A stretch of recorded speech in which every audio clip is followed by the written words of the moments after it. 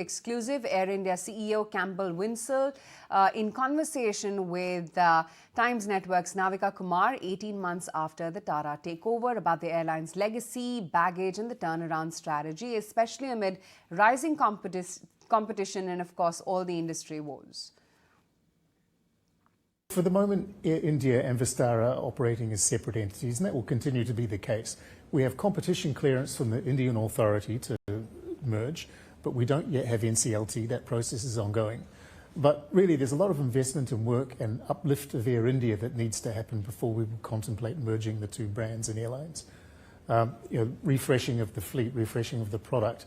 We're bringing in new staff, new catering, and all of those things are work in progress. And so once we have brought Air India to the level that we feel is the equal or perhaps better than Vistara, then we can consider the merger.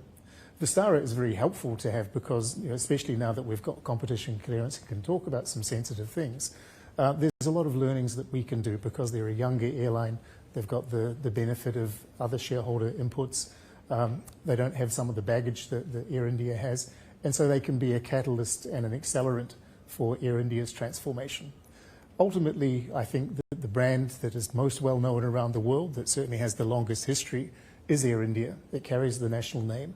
And so I think in future, perhaps Air India is the brand that we will use internationally going forward. Domestically, I feel the same way, but clearly we'll let time run its course and make sure that Air India is good enough. That sounds promising, and I think a lot of the Indian diaspora living abroad, I've often heard of them that if they're traveling back to India, they like to use Air India because, it comes with the national image, the national patriotic fervor with it. And I'm sure if Air India is the brand internationally that's going to survive, that will come as music to their ears. But you've often said that Air India has had problems as far as some of your grounded aircraft, the spares, etc., etc. Where are you on resolving some of those issues that have held Air India back from really taking on? But it's no secret that Air India was a financially challenged business for a long time. And so therefore it didn't have the funds and resources to invest in continued upgradation of the product. That has now changed. There is a lot of money that we're spending, not just on the 470 new aircraft or the 36 aircraft we're leasing in, but more than $200 million on refreshing the entire IT infrastructure.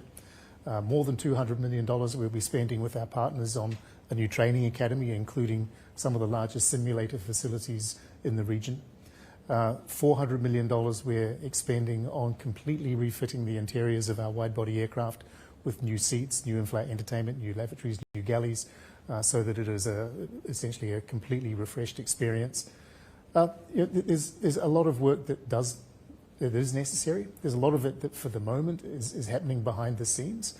But I think over the next 18 months, more and more of it is going to start manifesting in the experience of the customer.